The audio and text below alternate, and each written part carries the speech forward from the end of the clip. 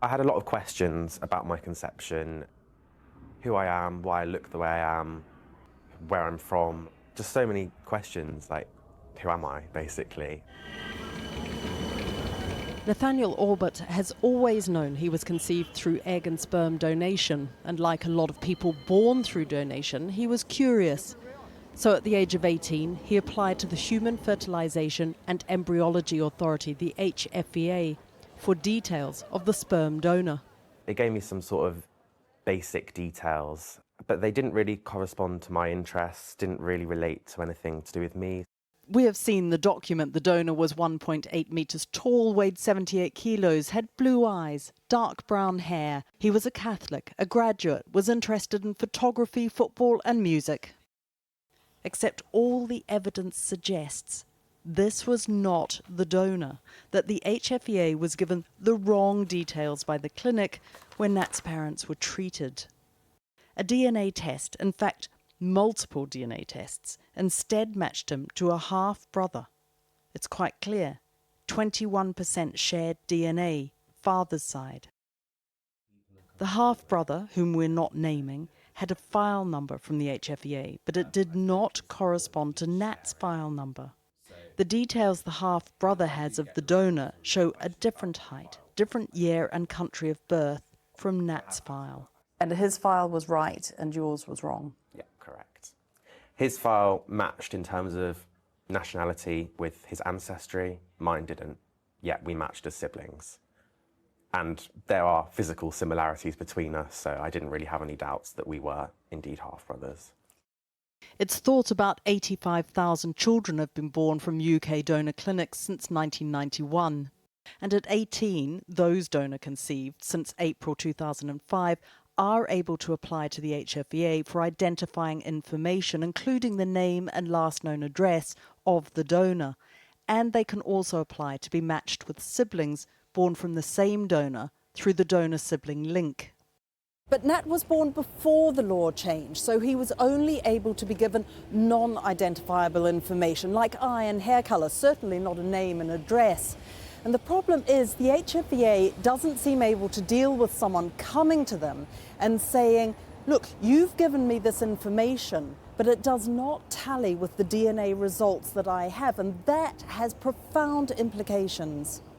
Indeed, when Nat and his half-brother alerted the HFEA to the anomaly, they told him that they had not identified any errors in the information they hold on the HFEA register or in the clinic's records.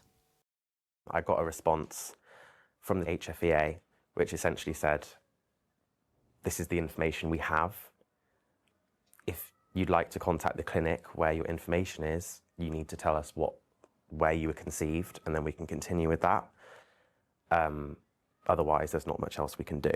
The HFEA points out that under current legislation, they cannot tell the donor-conceived person where their parents had their treatment, nor the clinic where the donor donated. At which point I told them where I was conceived, they told me where my information was, and I went to that place. Nat's parents were treated at the Cromwell Hospital in West London. That has since been taken over by the London Women's Clinic in Harley Street. Their email to him merely says the date the treatment took place, which he already knew, and it adds, the donor sperm details seen on the laboratory record match the donor usage, as was reported by the centre to the HFEA register. So back Nat was sent, in one big unhappy circle, to the HFEA. The clinic has at no time offered an apology to Nat. Instead, they sent us this statement. They said, as they hadn't seen the DNA results of his donor nor of his recognised biological father, they were unable to comment further. They then admitted they hadn't actually ever asked for those results. Now Channel 4 News has learned of another potential error, this time through the HFEA's donor-sibling link. A donor-conceived woman applied for information and was told that she had two half-siblings, two half-sisters. But this turned out not to be true. They did not want to be identified, but told us, we thought we were half-siblings, so we briefly thought her sperm donor was ours. She said he died from heart problems, so we thought we had to be checked for heart problems. And there was also that disappointment of thinking he had died. And then it turned out he wasn't our donor. We all have the same info from the HFEA regarding the donor, but we haven't matched on Ancestry, and our DNA matches are also different.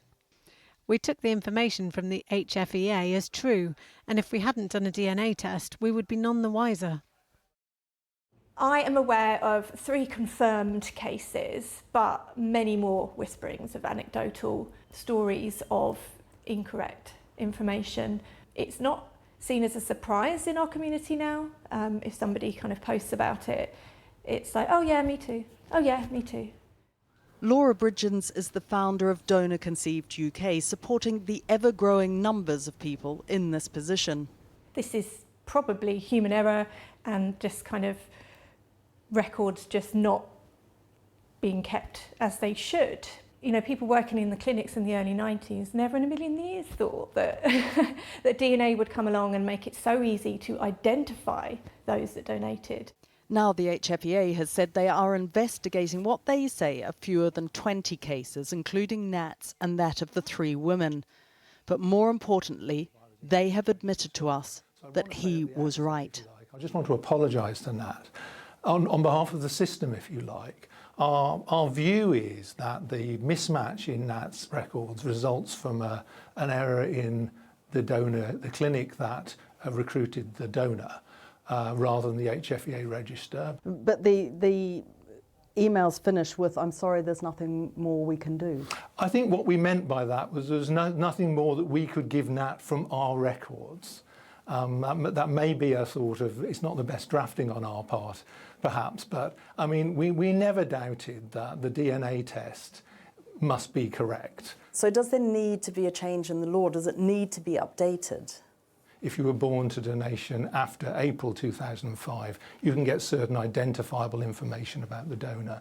But regardless, there is a very prescriptive list of things we can and can't say. And at times when people like Nat write to us, I think we'd like to be more open with them, but the law doesn't allow it. I suppose the question is, if you wanted to say what could happen next. Yeah, so I feel they could have corrected their information.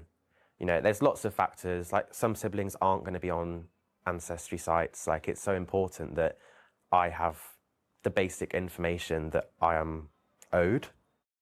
So far, Nat has found 8 half-brothers and sisters, but in these photos, he's an only child. And while he's clear that he had a happy upbringing, he says he simply needs to know who he is.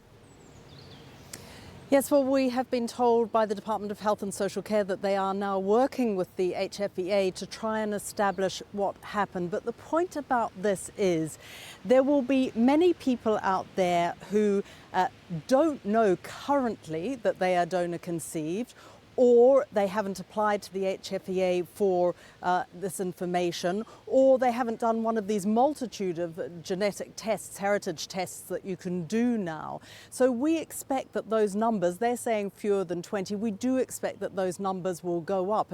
And even after something like this story, you know, it might alert people to the possibility of there being a problem. But what has also become clear, and as you heard the HFEA saying there, is that the legislation that they currently operate under is not fit for the current day. Not fit, for instance, for people going off and doing their own DNA tests, and they want it updated. Victoria, thank you very much indeed.